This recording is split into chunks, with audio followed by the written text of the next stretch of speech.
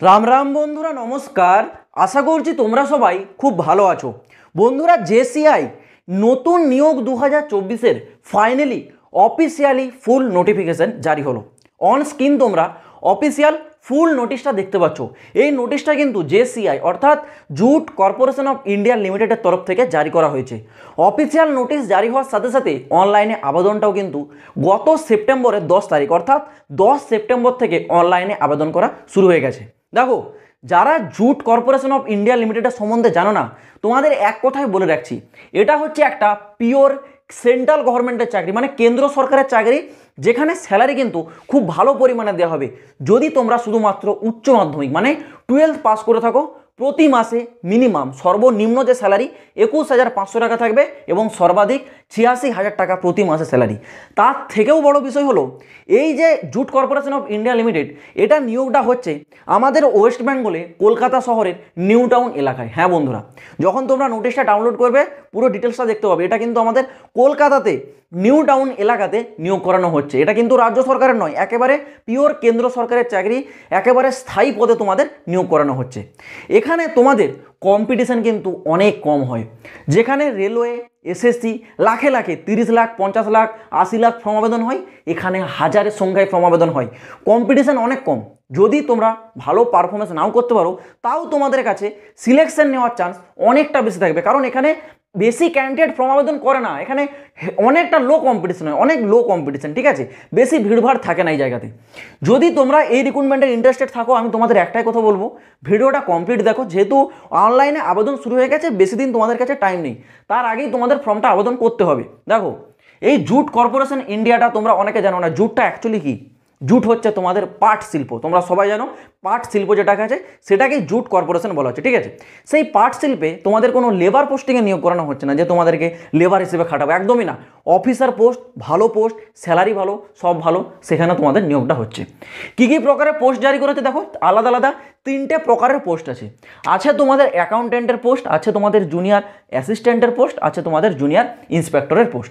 দেখো, এই যে জুনিয়র অ্যাকাউন্টেন্টের পোস্ট, এই পোস্টটা তোমাদের যে কোয়ালিফিকেশান সেটা একটু হাই চেয়েছে। আমি এই জায়গাটা একটু গ্যাপ রেখে দিয়েছি, কারণ এখানে তোমাদের অনেকটা হাই কোয়ালিফিকেশান থাকতে হবে।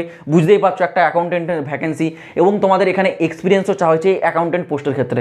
সেই জায়গায় আমি কোয়ালিফিকেশানটা এখানে গ্যাপ রেখে দিয়েছি, ঠিক আছে।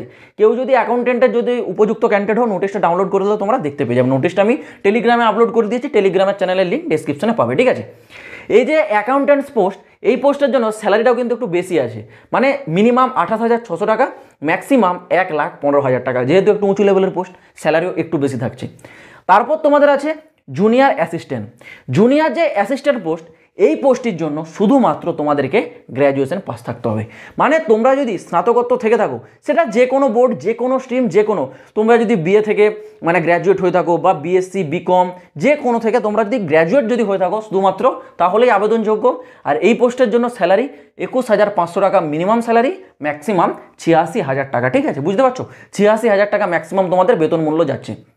এরপরে যেটা আছে সেটা তোমাদের জুনিয়র ইন্সপেক্টর। দেখো, এই জুনিয়র ইন্সপেক্টর নামটা শুনে তোমরা অনেকে ভয় পেয়ে যাবে, এটা ইন্সপেক্টরের পোস্ট, হয়তো তাহলে আমাদের এখানে ফিজিক্যাল করানো হবে, মেডিকেল করানো হবে, এইসব কিচ্ছু না।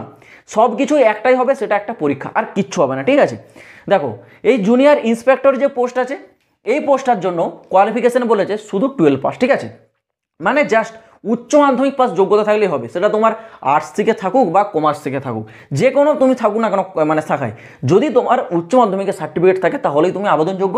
আর এরও স্যালারিটা সেম থাকছে একই, 21,500 টাকা থেকে 86,000 টাকা প্রতি মাসে স্যালারি থাকছে। এবার যদি তোমাদের শূন্যপদের কথা বলে রাখি, দেখো এখানে তোমাদের যে অ্যাকাউন্ট্যান্ট পোস্টটা আছে, এই পোস্টটির জন্য শূন্যপদ রেখেছে এখানে টোটাল কিন্তু 23টি শূন্যপদ আছে, ঠিক আছে। আর এখানে যেটা আছে জুনিয়র অ্যাসিস্ট্যান্ট পোস্ট, এই পোস্টের জন্য আছে টোটাল শূন্যপদ এখানে 25টা। আর জুনিয়র ইন্সপেক্টরের ক্ষেত্রে একটু তুলনামূলক বেশি শূন্যপদ, যেখানে 42টা শূন্যপদ, ঠিক আছে। এইরকম শূন্যপদ আছে এখানে। এবার আসা যাক তোমাদের এজ লিমিট অর্থাৎ বয়স সীমা। বয়স সীমাটা দেখো একটু ক্যাটাগরি ওয়াইজ আলাদা আলাদা থাকছে বয়স সীমা। যারা জেনারেল আছো অর্থাৎ ইউআর ক্যাটাগরি, তোমাদের জন্য 18 থেকে 30 বছর বয়স থাকছে এখানে। যারা ওবিসি ক্যাটাগরি ক্যান্ডিডেট আছো, তোমাদের জন্য 18 থেকে 33 বছর বয়স সীমা থাকছে। যারা SC ST ক্যান্ডিডেট আছো তোমাদের জন্য 18 থেকে 35 বছর বয়স সীমা থাকছে। যারা PWD ক্যান্ডিডেট আছো তোমাদের জন্য 18 থেকে 40 বছর এখানে বয়স সীমা থাকছে। মানে ক্যাটাগরি ওয়াইজ এখানে কিন্তু বয়স সীমাটা একটু আলাদা আলাদা রকম থাকছে। এই বয়স সীমা তোমাদের মধ্যে থাকতে হবে। এবার তোমাদের যে সবথেকে ইম্পর্টেন্ট বিষয় সিলেকশন প্রসেস, অর্থাৎ নিয়োগ প্রক্রিয়াটা কীরকম হবে। নিয়োগ প্রক্রিয়াতে জাস্ট একটি তোমাদের পরীক্ষা হবে। পরীক্ষাটা একেবারে সহজ, যেমন তোমাদের SSC সিলেবাস থাকে সেম সিলেবাস একেবারে তোমাদের থাকছে। যে এখানে তোমাদের টোটাল 4টা টপিক থাকবে, ঠিক আছে, 100 নম্বরের কোশ্চেন থাকবে। দেখো জিকে থেকে থাকবে তোমাদের 25টা কোশ্চেন 25 নম্বরের, ম্যাথ থেকে থাকবে তোমাদের 25টা কোশ্চেন 25 নম্বরের, রিজনিং থেকে 25টা কোশ্চেন 25 নম্বরের, ইংলিশ থেকেও 25টা কোশ্চেন 25 নম্বরের। মানে টোটাল তোমাদের 100 নম্বরের কোশ্চেন থাকবে, 100টা কোশ্চেন থাকবে 100 নম্বরের। আর এখানে যে সবথেকে বড় প্লাস পয়েন্ট, কোনো প্রকার নেগেটিভ মার্কিং থাকছে না, নো নেগেটিভ মার্কিং। মানে তোমাদের যদি কোনো কোশ্চেনের ভুল উত্তর দিয়ে দাও ভুল করে, সেই ক্ষেত্রে তোমাদের নাম্বার কিন্তু এখানে মাইনাস করা হবে না। আন্দাজে ঢিল মারলে যদি লেগে যায় ভালো, না লাগলে না লাগবে, কিন্তু কোনো প্রকার নাম্বার তোমাদের এখানে কাটা হচ্ছে না। এবার এই যে এক্সাম, এটা কোয়ালিফাই করলে দেখো এক্সামটা যখন ক্লিয়ার হয়ে যাবে, যারা আবেদন করবে এই জুনিয়র অ্যাসিস্ট্যান্ট পোস্ট, শুধুমাত্র এই পোস্টটা, ঠিক আছে, জুনিয়র অ্যাসিস্ট্যান্ট, এই জুনিয়র অ্যাসিস্ট্যান্ট পোস্টে যারা আবেদন করবে, তোমাদের এই রিটার্ন এক্সামটা হয়ে যাওয়ার পর একটা কিন্তু টাইপিং টেস্ট করানো হবে। এটা কিন্তু মাথায় রাখবে, কারণ এই যে জুনিয়র অ্যাসিস্ট্যান্ট এটা কিন্তু কম্পিউটারের কাজ থাকে ম্যাক্সিমামটা, সেই ক্ষেত্রে এই পোস্টের জন্য একটা টাইপিং টেস্ট করানো হবে। কিন্তু যারা 12 পাস যোগ্যতায় এই ইন্সপেক্টর পোস্টে আবেদন করবে, তোমাদের আর কিচ্ছু হবে না, জাস্ট পরীক্ষা দেবে। পরীক্ষা দেওয়ার পর তোমরা এখানে যেই নাম্বারটা আনতে পারবে সেই নাম্বারের উপর কিন্তু তোমাদের পুরো সিলেকশনটা হবে।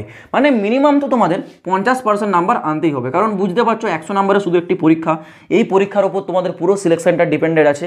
সেই ক্ষেত্রে এখানে তোমাদেরকে যত ভালো পারফরমেন্স তোমরা করতে পারবে, তত সিলেকশনের চান্স কিন্তু তোমাদেরই বেশি থাকবে, এটা মাথায় রাখবে, ঠিক আছে। এবার আসা যাক তোমাদের ইম্পর্টেন্ট ডেটসগুলোর দিকে। অনলাইনে ফর্ম আবেদন কবে থেকে শুরু হয়েছে? অনলাইনে আবেদন কিন্তু শুরু হয়েছে গত 10 সেপ্টেম্বর থেকে। 10 সেপ্টেম্বর 2024 থেকে তোমাদের ফর্মটা কিন্তু আবেদন শুরু হয়েছে।